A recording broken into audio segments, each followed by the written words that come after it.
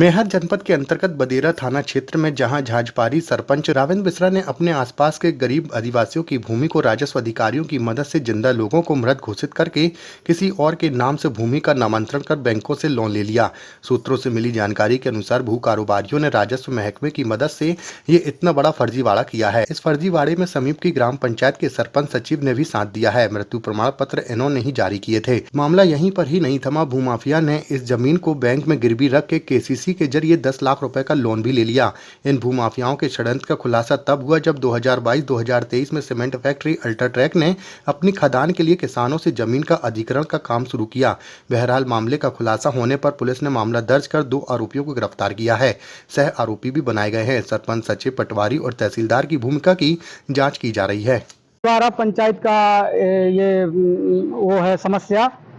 2 महीने थी, उनके नाम में 10 एकड़ ज़मीन थी और वो ज़मीन जो है इनको कागज़ के तौर पे मृत्यु घोषित कर दिया गया था यहाँ से तहसील मैहर से, और तहसीलदार मानवेंद्र सिंह और अजीत तिवारी जी, पटवारी बाबू, इनके द्वारा, और बीच में वो थे रावेंद्र मिश्रा जो वर्तमान में सरपंच हैं, उनके द्वारा जो है फर्जी कागज तैयार करके उनको फौज बना दिया गया और उनकी ज़मीन जो है दूसरे आदिवासियों के नाम में कराकर और उस ज़मीन से लोन ले लिया गया 10 लाख रुपए यूको बैंक से। अब वो महिलाएं हमको बताई तो उन महिलाओं की समस्या हमसे जब बताई तो उन महिलाओं का आवेदन मैंने तहसीलदार के यहाँ दिलाया और तहसीलदार के यहाँ आवेदन दिलाने के बाद तहसीलदार साहब उनकी ज़मीन वापस कर दिए और उनके नाम में मुकदमा भी करवाए।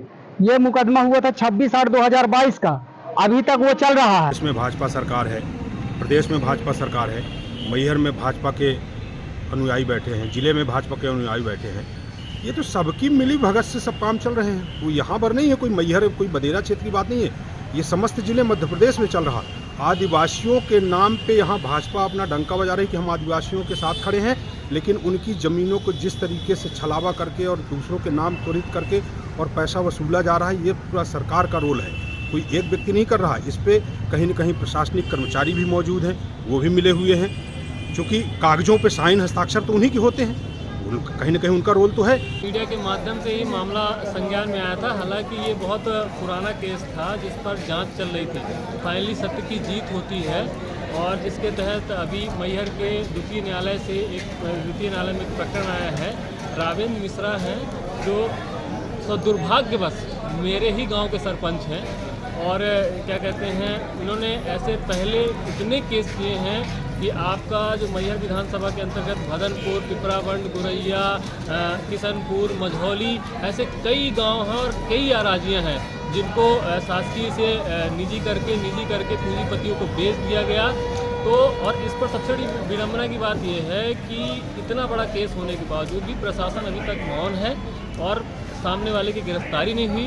इस पर विधायक, सांसद या भाजपा से संबंधित जितने भी नेता हैं, सारे के सारे लोग चुप्पी बांध के बैठे हुए हैं। और अब हम चूँकि विचार कर रहे हैं, सोमवार को हम इस मामले के खिलाफ एसडीएम साहब के पास जाएंगे और चूँकि ये पंचायत का मामला है, मेरी पंचायत का मामला है, पिछले 20 से 25 दिनों से सरपंच महोदय गायब हैं और पंचायत के सारे काम प्रभावित हो रहे हैं। तो हम निर्वाचन आयोग से ये भी मांग करेंगे कि इनको सरपंच पद से बहिष्कृत किया जाए। या तो क्या मामला है आपका? केसीसी का प्रकरण है सर। ये रावेंद्र मिश्रा केसीसी बनवाया हमारी कॉर्पोरेशन बैंक से 3 लाख की। अब बैंक मैनेजर के साथ मिली भगत करके इसने सेल्फ चेक में साइन करवाया, पैसा निकाल लिया। 5-6 महीने तो हमको जानकारी नहीं चली। जब जानकारी हुई तभी पता चला कि मेरा 3 लाख का लोन निकल गया। मैं उससे बात किया रावेंद्र मिश्रा से, बैंक मैनेजर कॉर्पोरेशन गौतम विश्वास से, बोले आपको पैसा मिल जाएगा, जो 10% कमीशन लगता है वो कमीशन मैं आपका ना काटूंगा। ऐसा करते करते करीब 3 वर्ष को हो गए। यहाँ का कोरोना आ गया, 2-3 साल कोरोना का फॉल्ट पा गए और उसी आधार पर मेरी फ़ोटो, मेरे पत्नी की फ़ोटो आधार कार्ड ले लिए थे। उसमें भी सास की ज़मीन नामे करवा के और उसमें 12 लाख का लोन उसमें भी निकाल लिए। हमको वहाँ कोई जानकारी नहीं। बैंक जाते हैं, कुछ भी किसी कर्मचारी से पूछते हैं, बोलते हैं वो मिश्रा से बात करना, मिश्रा जी बताएंगे। यहाँ कोई कुछ पूरा स्टाफ एकदम बिगर मिश्रा के कुछ नहीं होता था, जैसे बैंक का मालिक रावेंद्र मिश्रा हो। रावेंद्र मिश्रा है क्या? रावेंद्र मिश्र दलाल है, एजेंट है, सुध है। वो तो अब भूमाफिया हो गया है, इस समय तो बहुत बड़ा माफिया हो गया है। तो अनर्थ तमाम इसके ऊपर कार्रवाई क्यों नहीं हो रही है? क्या आप लोग शिकायत किए? इसमें तहसील से लेके हाँ। जिला तक के सत्ता पक्ष के नेताओं का संरक्षण है सर। हम रामखेलान मंत्री के पास गए, एसपी के पास गए, कलेक्टर के पास गए, यही अमित शाह तक को हमने रजिस्ट्री किया। हाँ, आईजी डीआईजी जितना अपना दिल्ली भोपाल सब घूम डाले। अब लास्ट में जब कहीं कुछ कार्रवाई नहीं हुई, हमने न्यायालय में सीधे परिवाद दायर किया है कि अब आखिरी उम्मीद हमारे पास यही है। मतलब आपका कहना है कि भारतीय जनता पार्टी के जितना भी नेता हैं बिल्कुल बिल्कुल पूरा सत्ता पक्ष के संरक्षण में है सर। ये की सरकार का बड़ा कारनामा है। मैहर का जो राजस्व का मामला है, ये पूरी तरह से भ्रष्टाचार के आकंठ में डूबा हुआ है। ये ऐसी घटनाएं हैं, घटनाएं तो मतलब इतनी मार्मिक हैं। मृत व्यक्तियों, जो व्यक्ति मृत हो गए हैं, उनकी ज़मीन वारसाना उनके परिजनों के नाम में ना उतरकर दूसरे ही बिल्कुल वर्ग विशेष जाति वर्ग ही बदल के दूसरों के नाम में उतर गई ज़मीनें। फिर उनके नाम में केसीसियाँ बन गई, फिर उनको लोन मिल गया। बहुत सारे इसमें कुछ दिन पहले नाम भी सामने आए हैं, व्हाट्सएप सोशल मीडिया के नाम सुनने में भी आया है। उस पर कार्रवाई FIR का आर्डर भी शायद व्यस्त कहीं से हुआ है, पर उसमें शायद अभी कोई अरेस्ट गिरफ्तारियाँ नहीं हुई हैं। हालांकि ये जिन लोगों के नाम आ रहे हैं, मेरा अपना ऐसा मानना है कि वो छोटे मोटे प्यादे हैं, इनके पीछे बड़े लोगों का हाथ है। भारतीय जनता पार्टी की 50% कमीशन वाली ये सरकार है। निश्चित तौर पर बड़े क्षेत्रीय बड़े मंत्री भी हो सकते हैं, बड़े सांसद भी हो सकते हैं, विधायक भी हो सकते हैं, प्रदेश सरकार के मुखिया भी हो सकते हैं। बड़े बड़े लोगों का हाथ होगा जब इतना बड़ा मामला हो सकता है। ये करोड़ 2 करोड़ का मामला नहीं है, ये लगता है 100 करोड़ रुपए के समथिंग के आसपास की ज़मीन की हेरा फेरी हुई है। ये भदनपुर क्षेत्र है, अल्ट्राटेक सीमेंट की माइंस है, वहाँ KJS सीमेंट की माइंस है। उधर से आप आ जाओ तो जो कैमोर वाली सीमेंट प्लांट है उसकी माइंसें हैं।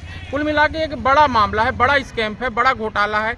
आदिवासी वर्ग के लोगों की ज़मीनें, कुछ सामान्य वर्ग के लोगों की ज़मीनें, कुछ हरिजन वर्ग के लोगों की ज़मीनें, उनको मालूम ही नहीं है उनकी ज़मीनें दूसरों के। कुछ ज़मीनें तो ऐसी भी हैं कि शासकीय ज़मीन किसी के नाम में चढ़ गई, फिर उस व्यक्ति ने किसी को बेच दिया, फिर उस व्यक्ति ने अल्ट्राटेक सीमेंट प्लांट को बड़ी रकम लेकर बेच दिया। बड़ा स्कैम घोटाला है। राजस्व अमले की पूरी तरह से बड़ी मिलीभगत है। बिना राजस्व के अमले के मिलीभगत के ज़मीन को इधर से एक पट इधर नहीं किया जा सकता जब तक पटवारी, तहसीलदार, SDM बड़ा व्यक्ति नहीं चाहेगा, जब तक संभव नहीं। सर, इस मुद्दे को लेके हमने मैहर SDM सुरेश यादव जी हैं, उनसे बात करनी चाहिए। तो उनका साफ कहना है कि इस विषय में मुझे जानकारी नहीं है। क्या कहेंगे स्थानीय प्रशासन के लिए? स्थानीय प्रशासन को देखिए, मात्र सुरेश यादव जी नहीं, पूरा स्थानीय प्रशासन यहाँ का भी, और सतना जिले की आप बात करिए, मैहर की, ये सरकार का प्रतिनिधि बन के काम कर रहे हैं, भारतीय जनता पार्टी के कार्यकर्ता बन के काम कर रहे हैं। अपराधियों को बचाने में पूरा, चूंकि इनको मालूम है इनके बिना सहमति के, इनके राजस्व के बिना, तहसीलदार के बिना, पटवारी के बिना, RI के बिना सहमति की कोई भी जमीन किसी के नाम में कैसे चढ़ जाएगी। तो इनको मालूम है इन्हीं के लोगों ने भ्रष्टाचार किया है। और